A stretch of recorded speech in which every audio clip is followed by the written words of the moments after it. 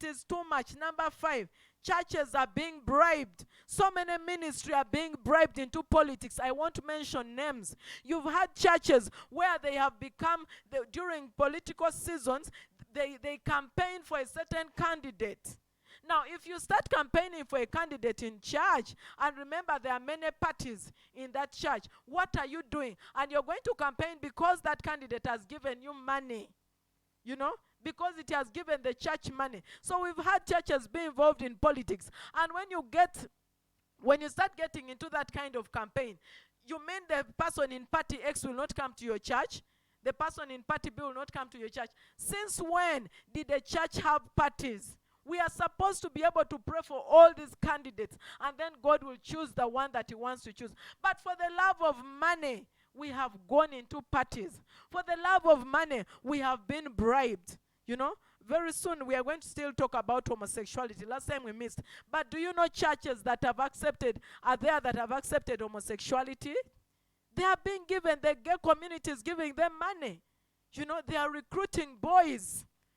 Just for the love of money. It is a business. I told you about the pastor in, was it in Mitiana? Who gets Rwandese girls, and then he sells them out at 80,000 to the boys around the place. They marry them. He marries them off. These girls just escape from their parents at 80,000 shillings.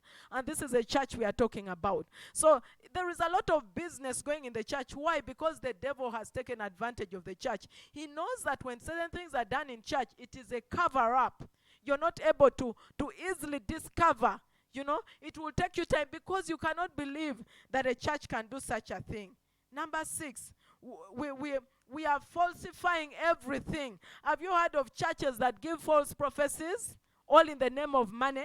I keep saying, how come for the time I have been living in corruption and in bribery, there is no time that a pastor prophesied and told me, Judith, you're living in corruption.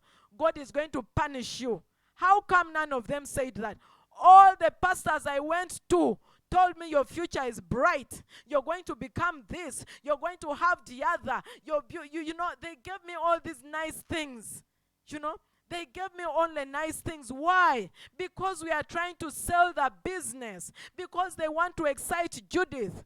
The other pastor said, for all of you who have come this week and you're not driving, by the end of this year, you're all going to be driving. Someone doesn't even have a bicycle, but you're telling them they're going to be driving.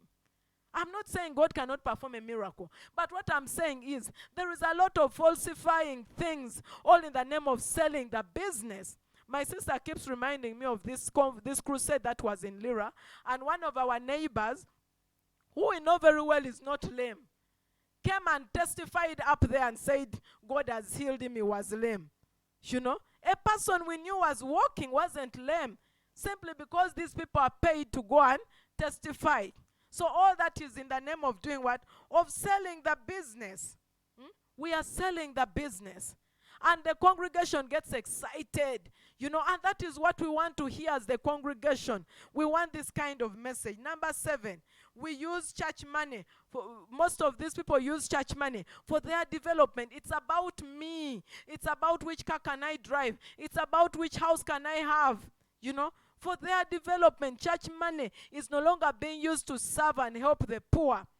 The Bible says, bring a tithe into the house of the Lord that we may have food. But you have people in your church who are sleeping hungry.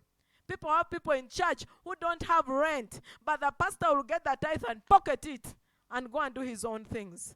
It is a business. Don't you realize that it is a business? Can't you open your eyes and run out of this business? Can't you open your eyes and not be a part of this boat that is going to sink into hell?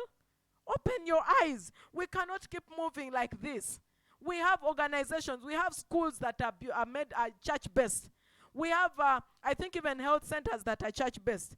Let me give an example. I'll mention Compassion International. I have friends who have worked there, and they were so disappointed because of the administration in such places. They behave like pagans. They run their organizations like pagans. You don't see any Christianity in them. They are so mean. They bribe. They are corrupt. They are arrogant. But it is a church-based organization. There is a church in Lira I will not mention. There was a time the pastors were fighting